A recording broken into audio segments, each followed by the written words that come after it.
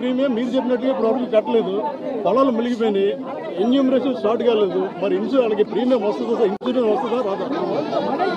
రాదు కాబట్టే కదా నేను అడిగేది. అందుకని బాధపడుతూ నేను చంద్రబాబు నాయుడు బుద్ధి ఉందా, జ్ఞానం ఉందా అని చెప్పి చంద్రబాబు నాయుడుని తిడుతున్నాను, చంద్రబాబు నాయుడు ప్రశ్నిస్తున్నాను, ఎందుకు కట్టడం లేదని అడుగుతా ఉన్నాను, ఎందుకు చేయడం లేదని అడుగుతా ఉన్నాను.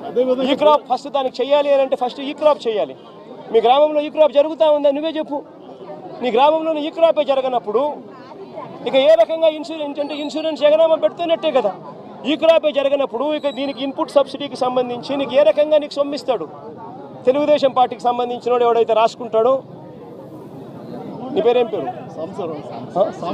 సాంబా అంటే వైసీపీనో లేకపోతే న్యూట్రల్లో అయితే రాదు. ఒక నిమిషం, ప్రకాష్ ఏమన్నా తెలుగుదేశం అని అనుకో, ప్రకాష్ టిక్. ఈ క్రాప్ లేదు, పారదర్శకత లేదు, ఇన్సూరెన్స్ ఎట్టాగు లేదు, ఇన్పుట్ సబ్సిడీ కూడా ఇప్పటి వరకు వీళ్ళకి కావాల్సిన ప్రకారం వీళ్ళకి కావాల్సినోనికి నచ్చినోనికి ఇస్తారు, నచ్చినోనికి. జిల్లా స్థాయి అధికారులు కలెక్టర్ కానీ రెవెన్యూ అధికారులు కానీ వచ్చి పంట నష్టం వేసిన దాఖలాలు లేవు. ఒక పిఠాపురం కాకినాడ నియోజకవర్గం కాదు, జిల్లానే కాదు, అటు కోనసీమలో కూడా దాదాపు 3వ వరదైనా సరే ఎక్కడ కూడా పట్టించుకోవట్లేదు అనేది ప్రజలు చెప్తున్నారు. అదే కదా చెప్తా ఉన్నా. బాని పేరేం పేరు? సత్య. అదే సత్య నేను చెప్తా ఉన్నాను. ప్రభుత్వం స్పందించడం లేదనే కదా నేను చెప్పేది. ప్రభుత్వం అంతా ఫోటోలకు పరిమితం అవుతా ఉంది. చంద్రబాబు నాయుడు అనే వ్యక్తి టోటల్గా డ్రామా ఆర్టిస్ట్ అయిపోయినాడు. మామూలుగా పవన్ కళ్యాణ్ సినిమా స్టార్, కానీ ఇక్కడ కాదు. పాపం ఆయన కొత్తగా వచ్చాడు, పాపం ఆయనకి ఏం తెలిసినట్టు లేదు. కానీ చంద్రబాబు నాయుడు పవన్ కళ్యాణ్ మించిపోయినాడు. ఆయన సినిమా ఆర్టిస్ట్ అయితే ఈయన డ్రామా ఆర్టిస్ట్. గత ప్రభుత్వ నిర్లక్ష్యం వల్ల ఏలేరు ఆధునీకరణ చేశారు. రీటెండరింగ్ పేరుతో నిధులు ప్రకటించినప్పటికీ ఎక్కడ కూడా నిధులు ఇవ్వలేదని ఆరోపిస్తున్నారు. పేరేం పేరున్నా? అదే ప్రకాష్ నేను చెప్పేది. కనీసం మా హయాంలో 2000 వాళ్ళు Chandrababu Naidu already revise estimate చేసినాడు స్వామి, 295 కోట్ల రూపాయలకు. అది ఉంది, జరుగుతూ ఉంది. మే హయాంలో దాన్ని వేగం ఎందుకు పెంచలేకపోయాము అని అంటే, నిండుగా రిజర్వాయర్లు ఉన్నాయి. మోడర్నైజేషన్ ఆఫ్ కెనాల్ చేయాలి అని అంటే క్రాప్ హాలిడే ప్రకటించాలి. నిండు కుండల రిజర్వాయర్ ఉన్నప్పుడు ఎందుకులే హాలిడే ప్రకటించడం ఎందుకు? 14,000 క్యూసెక్స్ ఫ్లో అయ్యే కెనాల్లో కనీసం 10,000 పోతా ఉన్నాయి కదా. పెద్ద నష్టం ఏం లేదులే, రెగ్యులేట్ చేసుకుంటూ పోతూ ఉంటే పెద్ద నష్టం ఉండదు. కరువు వచ్చినప్పుడు ఇంకోటి వచ్చినప్పుడు దీని గురించి హ్యాండిల్ చేయొచ్చులే అని కొద్దిగా మనం కూడా రైతుల పక్షాన, రైతులకు నష్టం జరగకూడదు, క్రాప్ హాలిడే వేస్ట్ కాకూడదు, వాళ్ళకు క్రాప్ హాలిడే ఇచ్చి వాళ్ళకి ఇబ్బంది కడగకూడదు అని చెప్పి కొద్ది గొప్ప అనుకున్నంత వేగంగా చేయకపోవచ్చు. కానీ చంద్రబాబు నాయుడు హయాంలో ఎందుకు చేయలేదని అడుగుతా ఉన్నా. ఇదే 295 కోట్ల రూపాయలకి ఎస్టిమేట్లు పెంచింది చంద్రబాబే కదా. 2015 ఏప్రిల్లోనే పెంచాడు కదా. మనం పెంచినప్పుడు తన హయాంలో తనకు 2015 నుంచి 4 ఏళ్ళు తన అధికారంలో ఉంది.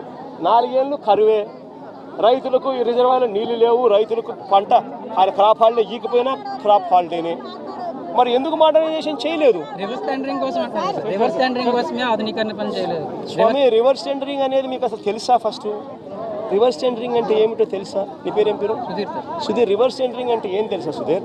ఇప్పుడు సుధీరు, ప్రకాషు, దొరబాబు ఇట్లా అందరూ కూడా ఒక టెండర్లో పార్టిసిపేట్ చేస్తారు. టెండర్లో పార్టిసిపేట్ చేయడం కూడా ఎలా పార్టిసిపేట్ చేస్తారు తెలుసా? టెండర్ ప్రక్రియ ప్రాసెస్ ఒక రిటైర్డ్ హైకోర్టు జడ్జి దగ్గరికి ఫస్ట్ పోతుంది. రిటైర్డ్ హైకోర్టు జడ్జి ఆధ్వర్యంలో టెండర్ ప్రక్రియను ఆన్లైన్లో పెడతారు. పెట్టి, నీ పేరేం పేరు? సాంబుడా. నీ పేరేం పేరు? సాంబుడి దగ్గర నుంచి, సతీష్ దగ్గర నుంచి, నీ పేరేం పేరు తెలియదు, నందిని దగ్గర నుంచి, ఇట్లాంటి వాళ్ళు ఎవరైనా కూడా సలహాలు సూచనలు ఏమైనా ఇవ్వాలనుకుంటే ఆ జడ్జికి ఇవ్వచ్చు. ఆన్లైన్లోనే ఇస్తాడు. ఇచ్చిన తర్వాత మీ అందరి సూచనలు సలహాలు తీసుకున్న తర్వాత నియమ నిబంధనలు ఆయన ఫైనలైజ్ చేస్తాడు. ఆయన ఫైనలైజ్ చేసిన నియమ నిబంధనలు జ్యుడిషియల్ ప్రివ్యూ కమిషన్ అంటారు. జ్యుడిషియల్ ప్రివ్యూకి పంపించిన తర్వాత 100 కోట్ల రూపాయలు దాటిన ప్రతి టెండర్ను ఒక విప్లవాత్మక మార్పు చేసాం. టెండర్ల ప్రక్రియలో ఒక రెవల్యూషన్ తీసుకొచ్చాం. హైకోర్టు గవర్నమెంట్ పరిధిలో నుంచి దాన్ని తీసేసి హైకోర్టు రిటైర్డ్ జడ్జి చేతిలో పెట్టాం. ఆయన ఆన్లైన్లో పెట్టి మీలాంటి వాళ్ళు ఎవరైనా కూడా అభ్యంతరాలు చెప్తే అభ్యంతరాలు కూడా తెలుసుకొని ఆయన ఫైనలైజ్ చేస్తాడు టెండర్ల ప్రక్రియలో నామ్స్. ఆ టెండర్ల ప్రక్రియలో ఆయన ఫైనలైజ్ చేసిన నామ్స్ను ఆయన చేసిన తర్వాత డిపార్ట్మెంట్ టెండర్కి పిలుస్తుంది. టెండర్లు పిలిచిన తర్వాత ఆ టెండర్లలో పేరు సుధీర్ పార్టిసిపేట్ చేస్తాడు, ప్రకాష్ పార్టిసిపేట్ చేస్తాడు, నందినమ్మ పార్టిసిపేట్ చేస్తుంది. చేసినప్పుడు సుధీరు L1గా L1 వస్తుంది.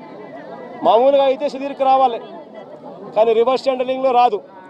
సుధీర్ కోట్ చేసిన L1ను బేస్ ప్రైస్ కింద తీసుకొని మళ్ళా సుధీర్ని పిలుస్తా, ప్రకాష్ని పిలుస్తాం, నందినమ్మని పిలిచి ఆక్షన్ పెడతాం. సుధీర్ ఈ మాట చెప్పినాడు, ప్రకాష్ నువ్వు తగ్గుతావా అంటాం. తగ్గుతాను, ఇంత 10 రూపాయలు, నేను అప్పుడు పొరపాటు, నేను ఇంకా తగ్గిస్తాను, నేను నాకు వచ్చే అవకాశం ఉంది కాబట్టి నేను సుధీర్తో కాంపిటీషన్ వస్తాను. మళ్ళీ ఆక్షన్లో నువ్వు చెప్పొచ్చు, నందినమ్మ నేనేం తక్కువ తిన్నా, నేను 85 చెప్తానని చెప్పి నందినమ్మ చెప్పొచ్చు. అప్పుడు నందినమ్మకు వస్తుంది tender. This is reverse tendering. ఈ రివర్స్ టెండరింగ్ అనేది ఒక రెవల్యూషన్.